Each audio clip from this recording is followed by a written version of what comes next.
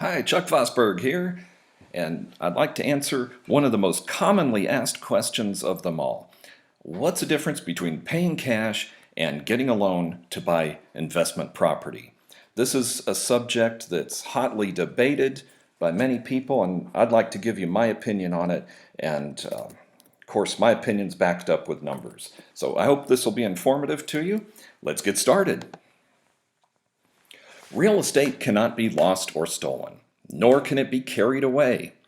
Purchased with common sense, paid for in full, and managed with reasonable care, it is about the safest investment in the world, says Franklin Roosevelt. 90% of all millionaires become so owning real estate. More money has been made in real estate than in all industrial investments combined. The wise young man or wage earner of today invests his money in real estate. Every person who invests in well-selected real estate in a growing section of a prosperous community adopts the surest and safest method of becoming independent, for real estate is the basis of wealth. And that's from Theodore Roosevelt. So let's take a look at some of the pros and cons between paying cash and leveraging. Let's start off with cash. We'll assume a purchase price for this example of $200,000. And for the things that stay the same on both cash and leverage, I'm just going to leave those out because it'll make it easier for us to do this. And since they're the same, they kind of just cancel each other out. So purchase price is $200,000. If you're paying cash, there's no down payment and there's no loan amount. Now, if you do pay cash, you could be doing things with that cash other than tying it up in real estate, like putting it in the stock market. So using recent averages, I figured over 30 years, $200,000 could have earned $864,388 over 30 years. And if it were to be 15 years, $415,786. Now, as far as income from the property, $3,120,000 can be expected over 30 years, and over 15 years, $1,560,000 could be expected.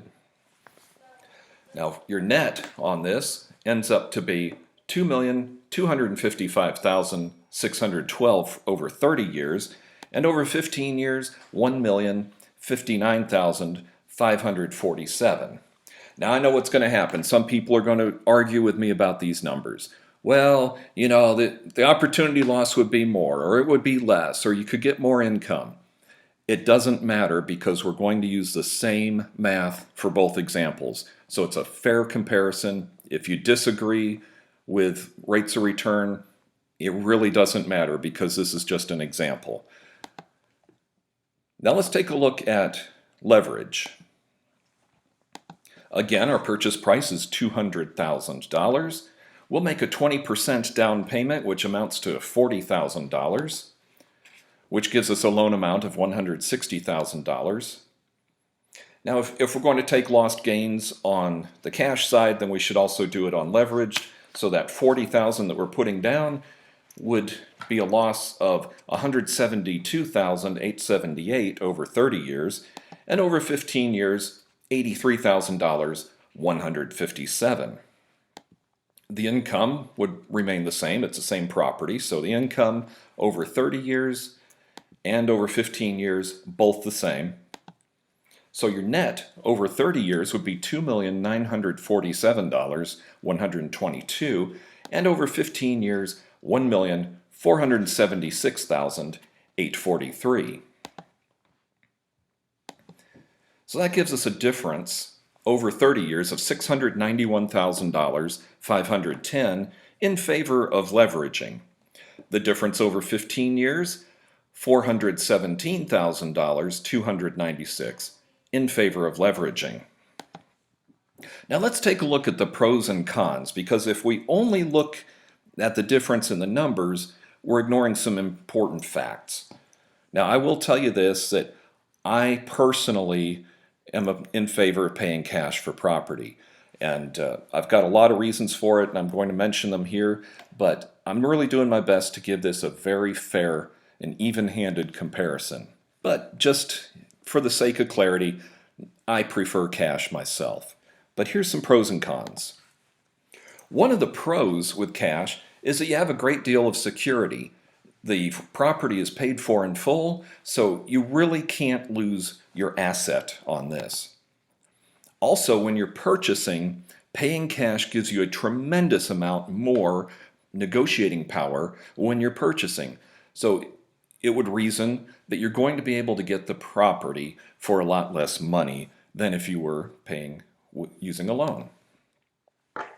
Also, real estate outperforms most investments. So if you were to take that same cash and put it in some other form of an investment, chances are the real estate would have outperformed it.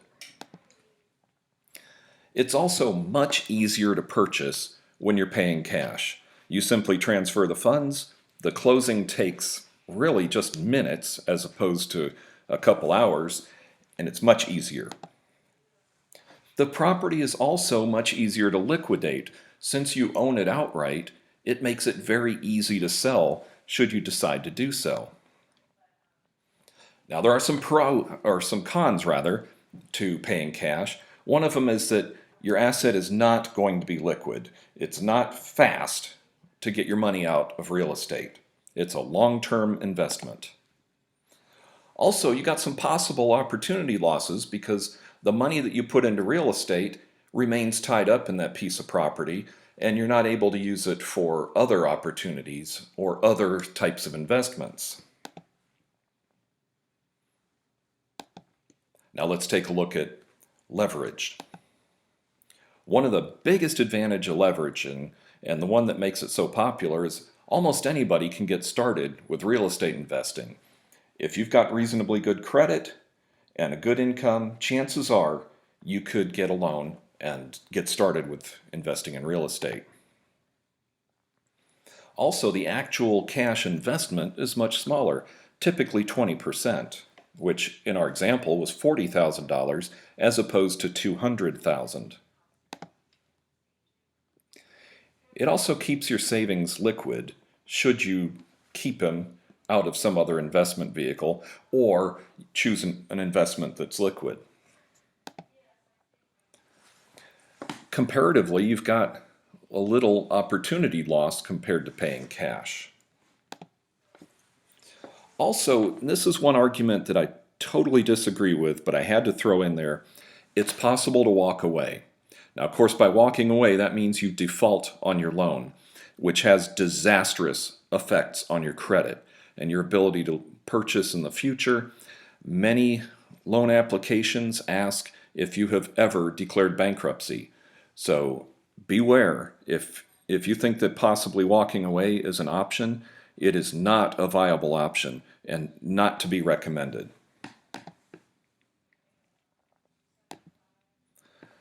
Now, the biggest con to leverage is there's a tremendous amount of risk, especially if you're not able to maintain paying that mortgage yourself with no income over a period of time, because Murphy's Law is always going to take effect at some point, and if you're caught in some circumstances where you have to pay that mortgage without the income that would have gone along with it, you need to be aware of that.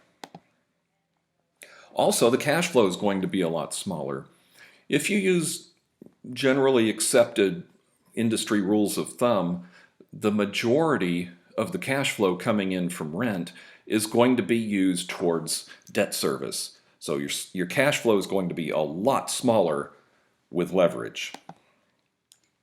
Also, you have the potential of losing the actual asset because if you're not able to make those mortgage payments, the bank will take it back. And as I mentioned before, there's the potential to do serious harm to your credit, which would reduce your ability to borrow money. And even in a case where you don't default, it still reduces your ability to borrow more money because your income to debt ratio would be a little bit skewed by this.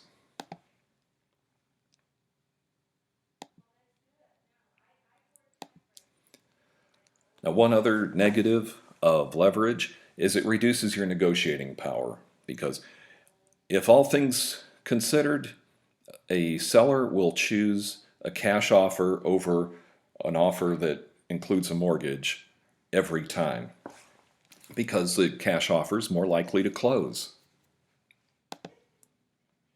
It's also more difficult to purchase. You have a lot more steps involved because of the fact that you have to get a loan to purchase the property.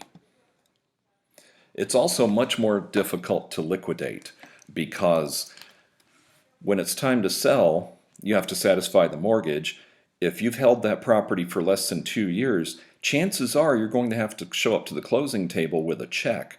And if the real estate market has taken a temporary downturn, you may have to show up with a really big check if you have to liquidate that property for some reason.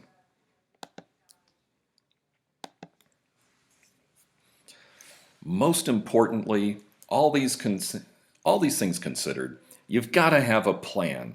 Whether you decide to pay cash or leverage, you must have a plan in order to be successful with real estate investing. And one of the questions you may want to ask yourself is, why are you investing in real estate in the first place? That's a question that you must be clear on.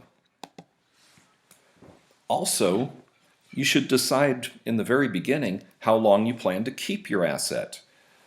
Some people plan to keep until retirement. In fact, that's probably the most common, but that's something that you really want to sit and think about before you embark on this. Another thing that most people ignore is, what do you plan to do with the money?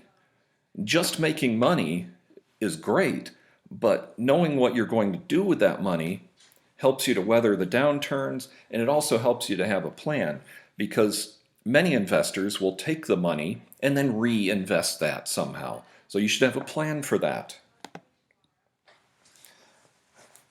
Everybody knows the best case scenario. It's easy to figure out what'll happen if everything goes perfectly, but what many people don't do is figure out what's the worst case scenario. Don't just take an 80% occupancy average or whatever it is that people will tell you is an average in your area. Think about the worst case. What if there was a flood and the property was damaged and was not rentable for 4 months? What if there was a fire? There are a million things that can happen, and the more you're leveraged, the more likely disasters are to happen. It just seems to work out that way. So figure out, what are you going to do if the worst case scenario actually happens? If you don't have a plan for this, you'll get caught unawares, and it's going to be a very, very stressful experience for you. I hope this information's been helpful to you. I hope it'll help you to make some better decisions as to how to choose how to pay for your real estate investment or whether or not to embark on a real estate investment. Now, if you'd like to ask more questions, Pat and I are happy to tell you anything you want to know. There's no obligation. We're not going to try and sell you stuff. If you want to know anything, just ask us.